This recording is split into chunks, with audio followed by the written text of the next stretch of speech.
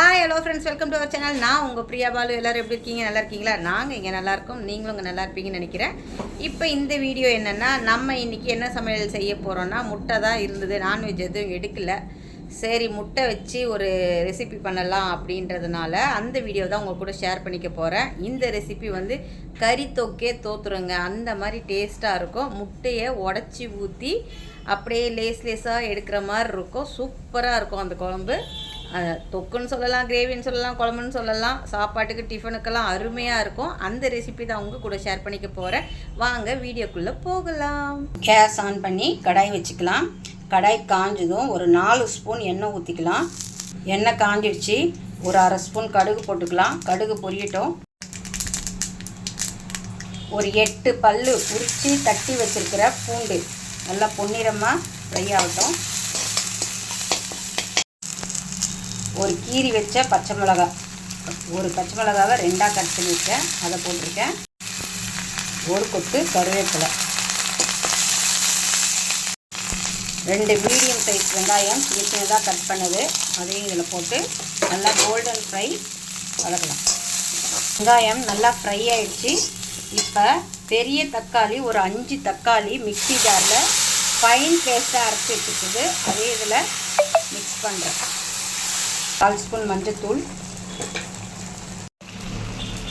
தக்காளியுடைய பச்சை வாசனைலாம் போயிடுச்சு. இப்போ தேவையான அளவுக்கு கல்லுப்பு போட்டுக்கலாம். காரத்துக்கு வீட்டு மிளகாத்தூள் தான் யூஸ் பண்ணுறேன். ஒரு 1/2 ஸ்பூன் வீட்டு மிளகாத்தூள் யூஸ் பண்ணுறேன். அதில் நல்லா கிளறி விட்டுட்டு அது எண்ணெய் நல்லா பிரிஞ்சு வரும். அந்த ஸ்டேஜில் நம்ம தேவையான அளவுக்கு தண்ணி ஊற்றிக்கலாம். இப்போ பாருங்கள், எண்ணெய் நல்லா பிரிஞ்சு வருது. இந்த ஸ்டேஜில் நம்ம தேவையான அளவுக்கு தண்ணி ஊற்றிக்கலாம். இந்த மிளகாத்தூள் ஸ்மெல்லெல்லாம் கொஞ்சம் போகிறதுக்கு.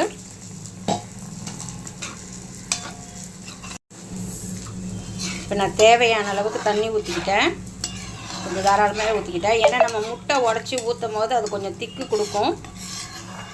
நல்லா கொதி வந்த உடனே நம்ம மீடியம் ஃப்ளேமில் வச்சு கொஞ்சம் கொதிக்க விடுவோம்.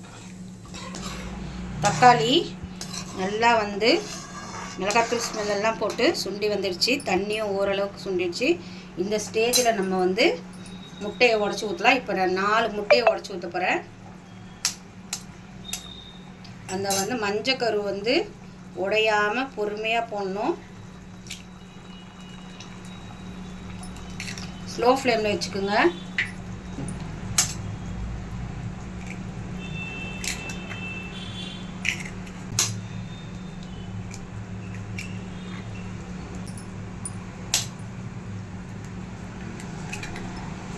மினிட்ஸ் ஸ்லோ ஃப்ளேம்லேயே வச்சுக்கலாம். அந்த கரு வந்து அப்படியே வெந்து மேலே வரும். கலக்க வேண்டாம் எதுவும். பாருங்கள் ஃப்ரெண்ட்ஸ், இங்கே பாருங்கள், ஸ்லோ ஃப்ளேமில் வச்சு இங்கே பாருங்கள், அழகாக லேஸாக இருக்குது. நம்ம அப்படியே வந்து சர்வ் பண்ண வேண்டியதுதான். சாதம், டிஃபன் ஐட்டம், சப்பாத்தி, இட்லி, தோசை எல்லாத்துக்குமே இது சூப்பராக இருக்கும். சூப்பரான உடச்சி ஊற்றின முட்டை குழம்பு ரெடி. இந்த வீடியோ பிடிச்சிருந்தா லைக் பண்ணுங்கள், ஷேர் பண்ணுங்கள், கமெண்ட் பண்ணுங்கள், மறக்காமல் சப்ஸ்கிரைப் பண்ணுங்கள். தேங்க்யூ.